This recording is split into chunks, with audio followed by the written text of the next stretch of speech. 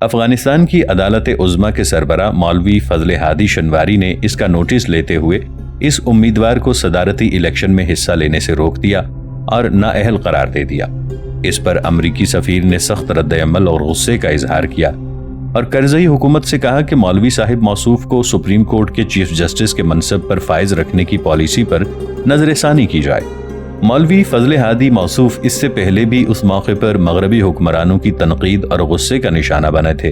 جب انہوں نے کابل میں مغربی حکمرانوں اور این جی اوز کی طرف سے پھیلائے جانے والے ویڈیو سینٹروں اور کیبل نیٹ ورک کے مرکز کو فحاشی اور بے حیائی کے فروغ کا باعث قرار دے کر بند کرنے کا حکم دیا تھا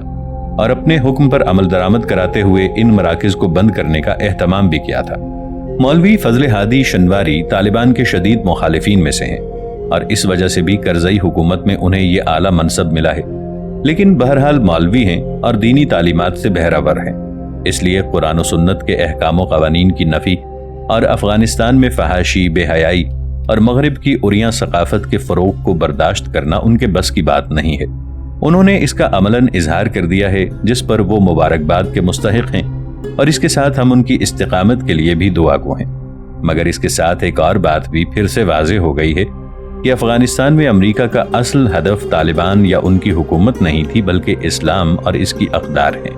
طالبان چونکہ اسلامی نظام اور اقدار کی نمائندگی کرتے تھے اس لیے وہ زد میں آ گئے، ورنہ افغانستان میں جو بھی اسلام کی بات کرے گا یا قرآن و سنت کے احکام و قوانین کے تحفظ کی طرف پیش رفت کرے گا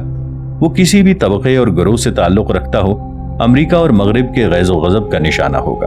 بات ملا عمر کی یا مولوی فضل شنواری کی نہیں، اسلام کی ہے، اور عالم اسلام میں امریکہ اور اس کے اتحادیوں کی موجودہ ہماگیر مہم کا اصل ہدف اسلام اور اس کی تہذیب و ثقافت ہے۔ یاسر عرفات مرحوم 8 نومبر سن 2004۔ یاسر عرفات بھی اللہ تعالیٰ کو پیارے ہو گئے، انا للہ و انا الیہ راجعون۔ انہیں رام اللہ میں ان کے ہیڈ کوارٹر میں امانتاً سپرد خاک کیا گیا اور فلسطینی قیادت کی طرف سے کہا گیا ہے کہ آزاد فلسطینی ریاست کے قیام اور بیت المقدس کی اس ریاست میں شمولیت کے بعد انہیں بیت المقدس میں دفن کیا جائے گا۔ یاسر عرفات کے جنازے پر فلسطینی عوام اور ان کے عقیدت مندوں کے بے پناہ ہجوم نے یہ بات واضح کر دی کہ وہ زندگی کے آخری حصے میں متنازع ہو جانے کے باوجود فلسطینی عوام کے محبوب ترین رہنما تھے اور انہیں اپنے وطن کے عوام کی ایک بڑی اکثریت کی محبت اور عقیدت حاصل تھی۔ یاسر عرفات کا نام میں نے پہلی بار 1967 میں عرب اسرائیل جنگ کے بعد اس وقت سنا جب وہ فلسطین اور بیت المقدس پر اسرائیل کے غاصبانہ قبضے کے بعد فلسطین کی مزاحمتی تحریک کے قائد کے طور پر منظر پر نمودار ہوئے۔ اس سے قبل بھی وہ ایک فلسطینی مزاحمتی گروپ کی قیادت کر رہے تھے، لیکن 1967 کی جنگ میں اسرائیل کے ہاتھوں مصر، شام اور اردن کی خوفناک شکست اور صحرائے سینا اور گولان پہاڑیوں کے ساتھ ساتھ بیت المقدس پر اسرائیلی قبضے کے بعد جب فلسطین کی آزادی کے لیے مسلح جدوجہد کرنے والے مختلف گروپوں نے یکجا ہو کر مشترکہ طور پر تحریک آزادی کو آگے بڑھانے کا اعلان کیا اور یاسر عرفات کو اس کا متفقہ لیڈر منتخب کیا تو عرفات کا نام فلسطین اور فلسطینیوں کی تحریک آزادی کی علامت کی حیثیت اختیار کر گیا۔ وہ میرا طالب علمی کا دور تھا اور میں جمعیت علماء اسلام کی سرگرمیوں میں شریک ہوا کرتا تھا۔ ابو عمار زاہد الراشدی کہتے ہیں کہ اس دور میں مصر کے صدر جمال عبد الناصر مرحوم ہماری سیاسی عقیدت کا مرکز و محور تھے اور ہم یہ سمجھتے تھے کہ عالم اسلام میں وہی مضبوط اور قداور شخصیت ہیں جو عالم اسلام اور عرب دنیا کے خلاف مغربی استعماری جارحیت اور سازشوں کا مقابلہ کر سکتے ہیں۔ اس لیے عرب دنیا اور فلسطین کے حوالے سے ہماری ذہنی و فکری ترجیحات صدر جمال عبد الناصر مرحوم کی پالیسیوں کے حوالے سے تشکیل پاتی تھیں۔ جمال عبد الناصر عرب قوم پرستی کے علم بردار تھے۔ وہ امریکی اور مغربی استعمار کے شدید ترین مخالف تھے، اس لیے بائیں بازو اور روسی بلاک کی طرف ان کا میلان ہمارے نزدیک زیادہ قابل اعتراض بات نہیں تھی۔ ہم یہ کہہ کر ان کا دفاع کیا کرتے تھے کہ یہ وقت کی ضرورت ہے، حالات کا جبر ہے اور اس کے سوا کوئی چارہ کار نہیں ہے۔ یاسر عرفات کا معاملہ بھی کچھ اسی طرح کا تھا۔ وہ بائیں بازو کی طرف رجحان رکھنے والی قوم پرست فلسطینی رہنما سمجھے جاتے تھے اور ایک لبرل مسلمان کے طور پر پہچانے جاتے تھے، اس لیے انہیں مسلسل جمعیت علماء اسلام کے کارکنوں کی دلی ہمدردیاں حاصل رہیں۔ دائیں بازو اور بائیں بازو کی عالمی کشمکش میں پاکستان واضح طور پر امریکہ کا حلیف تھا اور اس کے ساتھ سیٹو اور سینٹو کے معاہدات میں شریک تھا۔ اس لیے پاکستان کے ساتھ فاصلے کو قائم رکھنا یاسر عرفات کی مجبوری تھی۔ ناظرین، آگے بڑھنے سے پہلے کامنٹ سیکشن میں ہمیں اپنی آراء سے ضرور آگاہ کیجیے گا کہ آپ کو ہماری یہ سیریز کیسی لگ رہی ہے۔ آئندہ آنے والی اقساط سے باخبر رہنے کے لیے ہمارے چینل کو سبسکرائب کر لیں اور ساتھ موجود بیل آئیکن کو ضرور کلک کر لیں۔ شکریہ۔ پھر جب اردن میں فلسطینی حریت پسندوں کے بڑھتے ہوئے اثر و رسوخ کو کنٹرول کرنے کے لیے ان کے خلاف مسلح ریاستی کارروائی ضروری سمجھی گئی اور اس میں پاکستان کے فوجی دستوں نے اہم کردار ادا کیا، تو یہ فاصلے مزید بڑھ گئے اور بہت سے پاکستانی حلقوں کو یہ شکایت ہونے لگی کہ پاکستان تو فلسطینی عوام کی حریت و آزادی کی غیر مشروط حمایت کر رہا ہے اور اسرائیلی دشمنی میں پیش ہے، مگر فلسطینی قیادت اور یاسر عرفات کی جانب سے پاکستان کو مسئلہ کشمیر سمیت اہم معاملات میں وہ حمایت میسر نہیں جس کی پاکستانی عوام کو ان سے توقع رہتی ہے۔ پھر افغانستان میں روس کی مسلح افواج کی آمد نے حالات کا سارا نقشہ تبدیل کر دیا۔ پاکستان کے وہ دینی حلقے جو امریکہ اور روس کی عالمی کشمکش میں کسی حد تک بائیں بازو کے لیے دل میں نرم گوشہ رکھتے تھے، اپنے افغان بھائیوں کی حمایت میں روس کے مقابل جا کھڑے ہوئے، جس کا فائدہ ظاہر ہے کہ عالمی سیاست میں امریکہ کو ہونا تھا۔ چنانچہ وہی ہوا اور افغان عوام کی روسی جارحیت کے خلاف مسلح جدوجہد کی پشت پناہی کر کے امریکہ نے اس مسلح مزاحمت اور اس کی پاکستانی حمایت دونوں کو اپنے پلڑے میں ڈال لیا، جس کے مثبت اور منفی نتائج اب تک سامنے آ رہے ہیں اور خدا جانے کب تک ان کا ظہور ہوتا رہے گا۔ ادھر یاسر عرفات کے ساتھ بھی یہی ہوا۔ اسرائیل کی تیزی سے بڑھتی ہوئی عسکری قوت، امریکہ کی طرف سے اس کی مکمل اور غیر مشروط پشت پناہی اور افغانستان کی جنگ میں الجھ کر روسی بلاک کے بکھرنے کے عمل نے یاسر عرفات کو یہ سوچنے پر مجبور کر دیا کہ اب فلسطین میں جو کچھ بھی ہوگا امریکہ کی مرضی سے ہوگا اور فلسطینی عوام کو اگر کچھ ملنا ہے تو اسی سے ملنا ہے۔ اس لیے انہوں نے معروضی حقائق کا ادراک کرتے ہوئے کم سے کم پر قناعت کرنے کا فیصلہ کیا اور اس کی حدود طے کرتے ہوئے امریکہ کی طرف دوستی کا ہاتھ بڑھا دیا۔ دوستی کا یہ ہاتھ یک طرفہ تھا، جس کے ذریعے یاسر عرفات نے فلسطینی مسئلے کے حل کو مکمل طور پر امریکہ کے رحم و کرم پر چھوڑ دیا۔ ہمارے نزدیک یہ ان کی اجتہادی غلطی تھی، لہٰذا نظری اور اصولی طور پر ہم نے برملا اس سے اختلاف کیا، لیکن سچی بات یہ ہے کہ اس کے سوا ان کے پاس اور کوئی آپشن نہیں تھا اور دوسرا کوئی دروازہ نہیں تھا جسے وہ کھٹکھٹاتے، اس لیے کہ سوویت یونین بکھر چکا تھا اور اسلامی سربراہ کانفرنس تنظیم OIC کی کوئی حیثیت نہیں تھی۔ چنانچہ ان کے پاس دو ہی راستے تھے، ایک یہ کہ اسرائیل اور امریکہ کے مشترکہ غیظ و غضب کا نشانہ بن کر منظر سے بالکل ہی غائب ہو جائیں، یا خود کو امریکی ایجنڈے کے ساتھ نتھی کر کے جو کچھ بھی حاصل ہو سکتا ہے کر لیں اور جو کچھ بھی بچایا جا سکتا ہو بچا لیں۔ یاسر عرفات نے دوسرا راستہ اختیار کیا اور پھر اپنی تمام تر تگ و دو کو اسی نقطے پر مرکوز کر لیا۔ یاسر عرفات کی اس رائے سے اختلاف کیا جا سکتا ہے اور ہمیں بھی اس سے اختلاف ہے، لیکن یہ بات بھی کسی شک و شبے سے بالاتر ہے کہ انہوں نے مسلح جدوجہد ترک کرنے کے بعد مذاکرات کے ذریعے امن کے امریکی ایجنڈے کو قبول کر کے فلسطینی عوام کے لیے زیادہ سے زیادہ مراد حاصل کرنے کی جو جدوجہد کی، اس میں انہیں مسلح جدوجہد سے زیادہ قربانیاں دینا پڑیں اور اس سے کہیں زیادہ صبر و استقامت کا مظاہرہ کرنا پڑا۔ انہوں نے اپنے دل پر پتھر رکھ کر پورے فلسطین کی آزادی کے بجائے صرف 22% علاقے پر آزاد فلسطینی ریاست کے فارمولے کو قبول کیا۔ انہوں نے امریکہ کو خوش رکھنے کے لیے ایک ایسی فلسطینی اتھارٹی کی صدارت کا تحقیر آمیز تمغہ اپنے سینے پر سجا لیا جس کا زمین پر کوئی وجود نہیں تھا۔ انہوں نے زندگی کے آخری 2 سال اپنے ہیڈ کوارٹر میں محصوری کے عالم میں بسر کیے۔ یہ سب کچھ کس لیے تھا؟ صرف اس لیے کہ امریکہ نے فلسطینی عوام سے ان کے وطن عزیز کے 1/4 سے بھی کم رقبے پر آزاد فلسطینی ریاست کے قیام کا جو وعدہ کر رکھا ہے وہ اس پر قائم رہے اور اسے اس سے منحرف ہونے کا کوئی جواز فراہم نہ ہو۔ مگر یاسر عرفات کی ان قربانیوں کا صلہ امریکہ نے کیا دیا؟ یہی کہ آخر میں یاسر عرفات کو فلسطینیوں کا جائز نمائندہ تسلیم کرنے سے انکار کر دیا اور ان کے ساتھ فلسطین کے مسئلے پر گفتگو کا دروازہ بند کرنے کا اعلان کر دیا۔ یاسر عرفات، جسے فلسطینی عوام کی اکثریت نے اپنا لیڈر چنا تھا اور جس کی موت پر فلسطینی عوام نے دیوانہ وار جمع ہو کر دنیا کو ایک بار پھر بتا دیا تھا کہ ان کی نمائندگی کا حق صرف اسے ہی حاصل تھا، مگر امریکہ اس کے ساتھ مذاکرات سے انکاری تھا اور اسے اس بات پر اصرار تھا کہ وہ یاسر عرفات سے گفتگو نہیں کرے گا،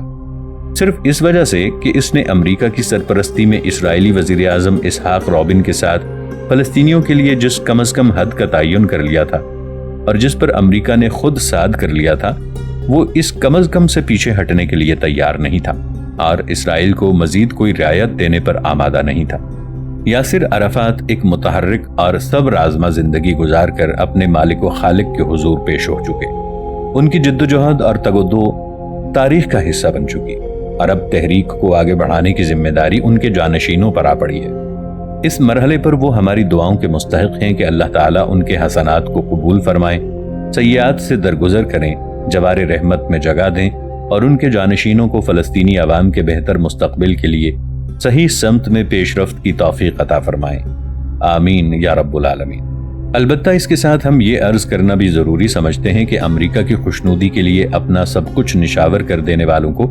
یاسر عرفات کی زندگی سے سبق حاصل کرنا چاہیے، اس لیے کہ خود کو مکمل طور پر جبر کے سپرد کر دینا اور طوفان کے رحم و کرم پر چھوڑ دینا زندگی سے دستبرداری کی علامت ہوا کرتا ہے۔ زندگی ہر حال میں ہاتھ پاؤں مارتے رہنے کا نام ہے، اور اکثر ہاتھ پاؤں مارتے رہنے والوں کو زندگی مل بھی جایا کرتی ہے۔ جارج ڈبلیو بش کی کامیابی اور عالم اسلام۔ 10 نومبر 2004 George W Bush, George Walker Bush دوسری مدت کے لیے امریکہ کے صدر منتخب ہو چکے ہیں، اور ان کے حریف جان کیری نے اپنی شکست تسلیم کرتے ہوئے انہیں مبارکباد دی ہے۔ اس پر حسب توقع دنیا بھر میں تبصروں کا سلسلہ جاری ہے،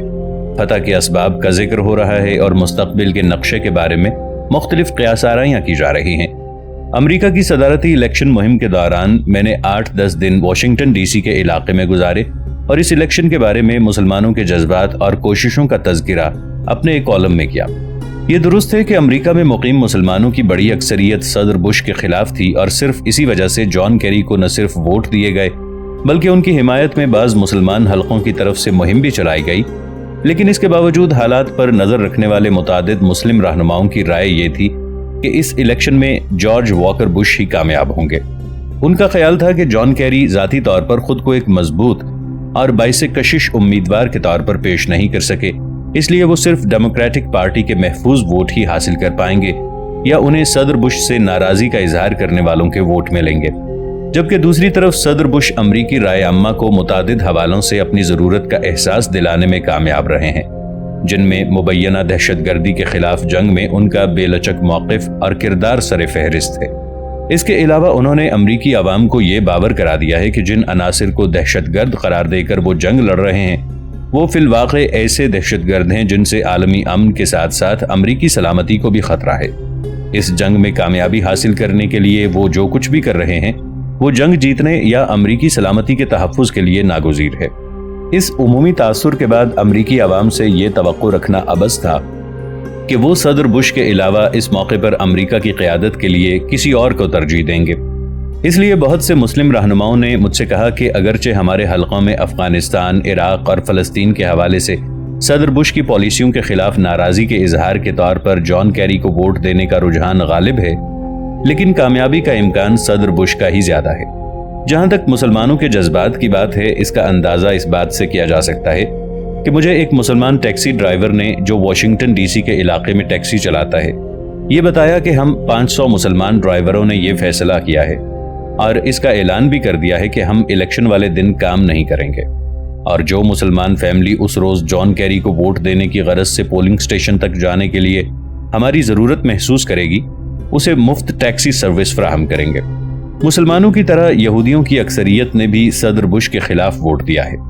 اخبارات میں شائع ہونے والی ایک سروے رپورٹ کے مطابق جان کیری کو 78% یہودیوں کے ووٹ ملے ہیں، لیکن اس سب کچھ کے باوجود الیکشن میں کامیابی جارج واکر بش کے حصے میں آئی ہے۔ انہوں نے اسے اپنی پالیسیوں پر امریکی عوام کی طرف سے اعتماد کا اظہار قرار دیتے ہوئے ان پالیسیوں کو جاری رکھنے کا اعلان کر دیا ہے۔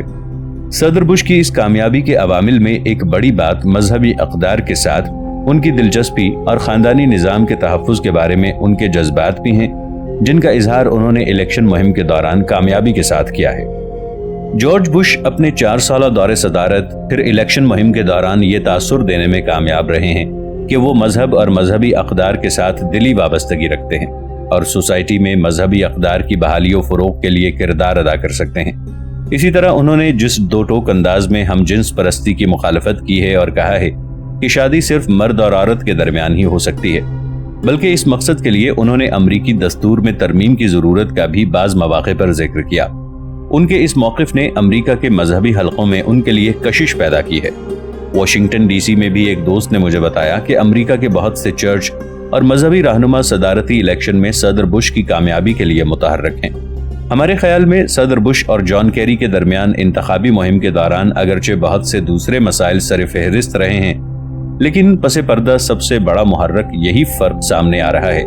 कि सदर बुश की मजहबी अक़दार और ख़ानदानी निज़ाम के तहफ़्फ़ुज़ के बारे में दिलचस्पी, जबकि जॉन कैरी का इन मामलात में लिबरल अंदाज अमरीकी वोटरों की तवज्जो का मरकज़ रहे हैं। इलेक्शन के बाद जॉन कैरी ने अपने तबसरे में अमरीकी कौम के दो हिस्सों में तकसीम हो जाने के जिस खदशे का इजहार किया है, इसका पस मंज़र भी हमारे नज़दीक यही हो सकता है। अमरीकी मुआशरे को करीब से देखने वाले हजरात इस बात को बखूबी समझते हैं कि दुनिया के इस सबसे ज़्यादा तरक्की याफ्ता और ताकतवर मुल्क के अवाम में एक खामोश कशमकश बदस्तूर जारी है, जिसमें वो क़दामत पसंद कहलाते हैं और सोसाइटी के इज्तमाई मामलात में मुकम्मल तौर पर न सही मगर किसी न किसी हद तक मजहबी अक़दार की बहाली के हक़ में हैं। वो ख़ानदानी सिस्टम पर यकीन रखते हैं और इसके मुनाफी अक़दार के मुसलसल फ़रोग़ से नाखुश हैं। वाक़िफ़ाने हाल का कहना है कि इस इलेक्शन में उन्होंने ज़्यादा मुनज़्ज़म अंदाज में अपनी राय का इजहार किया है, जो ज़ाहिर है कि सदर जॉर्ज बुश के हक़ में थी। गालिबन इसी को देखते हुए अमरीकी कौम के तकसीम हो जाने का खदशा शिकस्त खुर्दा सदारती उम्मीदवार जॉन कैरी की ज़बान पर आया। सदर बुश कामयाबी के बाद अपने अगले 4 साल दौर के लिए नई सफ़बंदी में मसरूफ़ हैं। वो अपने एजेंडे और मिशन को इस मुद्दत में बहरहाल पूरा करने के लिए ताज़ा दम टीम को मैदान में उतारने की तैयारी कर रहे हैं। इलेक्शन में वाज़ेह कामयाबी ने उन्हें अपने प्रोग्राम और अज़ाइम के हवाले से नया एतमाद और हौसला बख्शा है। सेनेट और ऐवान नुमाइंदगान में रिपब्लिक पार्टी की बरतरी ने उनकी कुव्वत में इजाफा किया है। इसलिए अब इस बात में किसी शक व शुबे की कोई गुंजाइश नहीं है कि आलमी सतह पर वो मसाइल को जिस तरह डील कर रहे हैं और जिस महाज पर पेशरफ्त कर रहे हैं, इसका तसलसल अगले 4 साल तक न सिर्फ बाकी रहेगा बल्कि इसकी शिद्दत में मजीद इजाफा होगा। जहाँ तक आलम इस्लाम के मुख्तलिफ हिस्सों में अमरीका और इसके हमनवाओं के खिलाफ मुसल्लह मुज़ाहमती तहरीकों का ताल्लुक है, वो अलकायदा हो या इस तर्ज के दूसरे ग्रुप, वो अपनी पॉलिसी और तरीक़ेकार में किसी किस्म की तब्दीली की ज़रूरत महसूस नहीं कर रहे, या यूं समझ लीजिए कि इसकी गुंजाइश नहीं पा रहे, क्योंकि उन्हें ऐसी किसी तब्दीली के बारे में सोचने का मौका ही नहीं दिया जा रहा और उनके मुकम्मल खात्मे को ही असल और आखिरी हदफ करार दे दिया गया है। लिहाजा इस महाज के हवाले से देखिए और नताइज का इंतजार कीजिए के सिवा सरे दस्त कुछ नहीं कहा जा सकता। बाकी रही बात मुस्लिम हुकूमतों की, तो उनकी बेबसी और लाचारी में अमरीका के सदारती इंतखाबात के नताइज ने मजीद इजाफा कर दिया है और वो टुक टुक दीदम दम न कशीदम की अमली तस्वीर बनकर रह गई हैं। अगरचे आलमी सतह पर इनकी तंजीम OIC मौजूद है, मुस्लिम सरबराहों की कॉन्फ्रेंसें भी वक्तन फवक्तन होती रहती हैं, लेकिन इन कॉन्फ्रेंसों की अमली हैसियत गपशप के फोरम और रस्मी करारदादों के ऐलान से ज़्यादा कुछ नहीं है। इसलिए इनसे ये तवक्को रखना अबस होगा कि वो मौजूदा सूरत हाल में हालात के मजीद बिगाड़ने को रोकने के लिए कोई किरदार अदा कर सकेंगे। इस सूरत हाल पर आज़ादाना सोच बचार और मारूजी हक़ाइक़ के इदराक के साथ मुस्लिम उम्मा की सही समत में रहनुमाई के लिए एक ही फोरम बाकी रह जाता है जिससे किसी दर्जे में कोई तवक्को की जा सकती है, और वो आलम इस्लाम के अरबाब फ़हम दानिश हैं जो तदब्बर, हुर्रियत फ़िक्र, मिली हमीयत और एतमाद व हौसले से बहरावर हैं और मिल्लत की बेहतरी के लिए कुछ करने की ख्वाहिश भी रखते हैं। दुनिया के किसी भी हिस्से का मुस्लिम मुआशरा ऐसे असहाब फ़िक्र और अरबाब दानिश से खाली नहीं है, जबकि आलम इस्लाम की इस वक्त सबसे बड़ी ज़रूरत भी यही है कि इनकी फ़िक्री रहनुमाई के लिए ऐसे बेलौस हजरात सामने आएँ जो हुकूमतों और लॉबियों के असरात से आज़ाद रहते हुए मारूजी हक़ाइक़ का जायज़ा लें और किसी रू रियायत के बगैर गलतियों और कोताहियों की निशानदही करें। मुस्लिम राय आम्मा के सामने मारूजी हालात का सही नक्शा पेश करें, आने वाले हालात और खदशात व ख़तरात से आगाह करें और इस दलदल से निकलने के लिए उम्मत मुस्लिमा की काबिल अमल रास्तों की तरफ रहनुमाई करें। हम ये तो नहीं कह सकते कि इससे हालात का रुख तब्दील हो जाएगा, लेकिन इतना ज़रूर समझते हैं कि अगर ऐसा कोई इज्तमाई फारम सामने आ जाए तो उम्मत मुस्लिमा के बेहतर मुस्तक़बिल के लिए इसकी नई नस्ल को कोई सही और काबिल अमल रास्ता यकीनन दिखाया जा सकता है। सानिया 11 सितंबर और अमरीकी धौंस। सवाल यह है कि 9/11 के हादसे के बाद पाकिस्तान ने जो अपनी दाखिला और खारिजा पॉलिसियों पर यूटर्न लिया है और परवेज़ मुशर्रफ ने जो दीनी और मजहबी जमातों और इदारों के मुतालिक सख्त रवैया अपनाया है, ये क्यों है? تو 9/11 کے حادثے کے بعد جنرل پرویز مشرف نے خارجہ پالیسی میں جو یوٹرن لیا ہے اور داخلی طور پر دینی قوتوں کو دبانے اور کرش کرنے کی جو پالیسی اختیار کی ہے وہ ایک طویل پروگرام کا حصہ ہے۔